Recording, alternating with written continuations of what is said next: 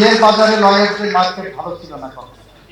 বিয়ের বাজারে ছেলে কি করে ওকালতি করে এটা সবচেয়ে লেস ইম্পর্টেন্ট জায়গায় ছিল। বিয়ের বাজারেও আমাদের আগামী প্রজন্মের লয়াররা টপার হোক, যার নেই কোনো গতি সে করে ওকালতি, এই ধারণা থেকে মানুষকে বের করে আনতে। এক সময় ছিল আইনজীবীদের কাছে কেউ বাসা ভাড়া দিতে চাইতো না। No one wanted to give rent of his house to the lawyer because they thought that the lawyers will take away his property or her property or never pay rent.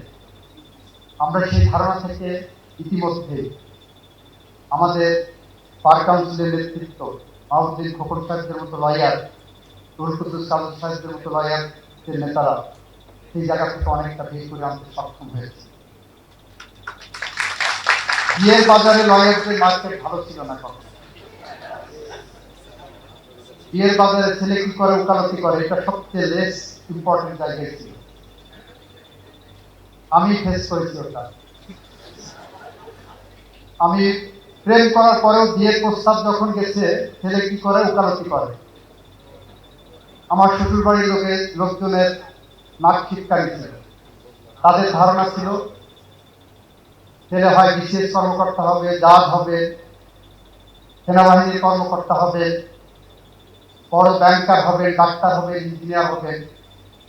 আমরা চাই বিয়ের বাজারেও আমাদের আগামী প্রজন্মের লয়াররা টপার হোক। কি বুঝলেন ভাই? অনলি যেটাই চাই।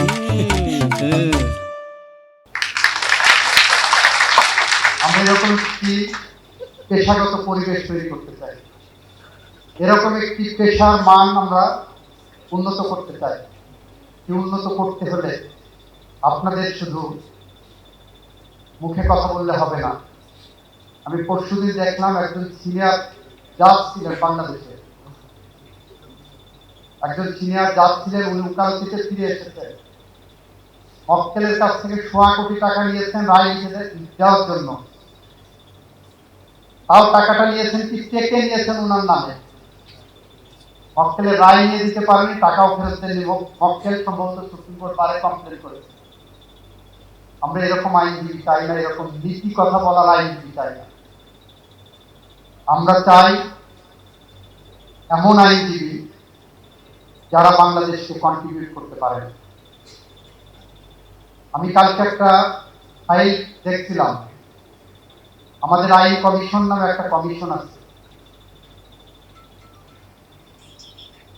150 কোটি টাকার উপরে সেখানে গত 2 যুগ ধরে 150 কোটি টাকার উপরে সেখানে খরচ হয়েছে।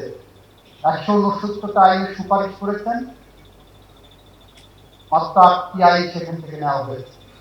প্রতি বছর 8 থেকে 10 কোটি টাকা সেখানে আমরা খরচ করছি জনগণের টাকা।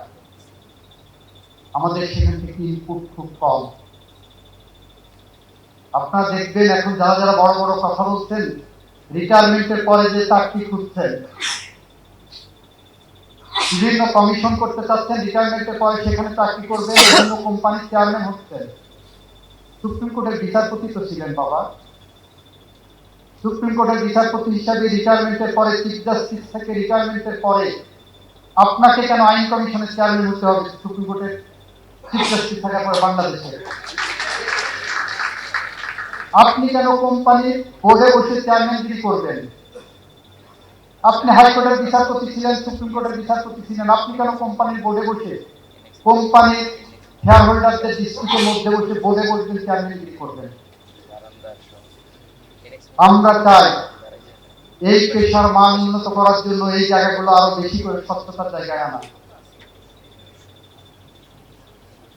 হাইকোর্টে বিচার করতে বসে চিন্তা করবেন কোন ল চেম্বারে বেশি আরবিট্রেশন আছে, রিটায়ারমেন্টের পরে আমার কিছু আরবিট্রেশন লাগবে, সেই জায়গাগুলো আপনারা লক্ষ্য করছেন। একদিকে যেমন একসময় প্রশ্ন উঠেছিল তত্ত্বাবধায়ক সরকারের প্রধান বিচারপতির পদ দেওয়া হলে এই জুডিশিয়ারির মধ্যে একটা ধাক্কা লাগবে, ঠিক কিভাবে প্রশ্ন এসেছে রিটায়ারমেন্টের পরে কোনো জাজকে এরকম প্রলোভনমূলক জায়গায় দিতে গেলে ঝুলিয়ে রাখলে এই প্রতিষ্ঠানে থাকতে আসবে, সুপ্রিম কোর্টের মতো প্রতিষ্ঠানে থাকতে আসবে। আমরা চাই এই সবগুলো যাচাই বাছাই করে একটি স্বচ্ছ স্বাভাবিক আইনি প্রক্রিয়ায় যেতে, যাতে করে আমাদের আগামী প্রজন্ম যেমন একটি স্পেস পায়, একইভাবে আগামী প্রজন্ম একটি সাংবিধানিক কাঠামোর মধ্যে রাষ্ট্রকে নিয়ে যাওয়ার জন্য তাদের জ্ঞান গরিমা দিয়ে, তাদের প্রজ্ঞা মেধা দিয়ে, তাদের সততা, তাদের সাহস দিয়ে এই বাংলাদেশকে সামনের দিকে নিয়ে যেতে পারে।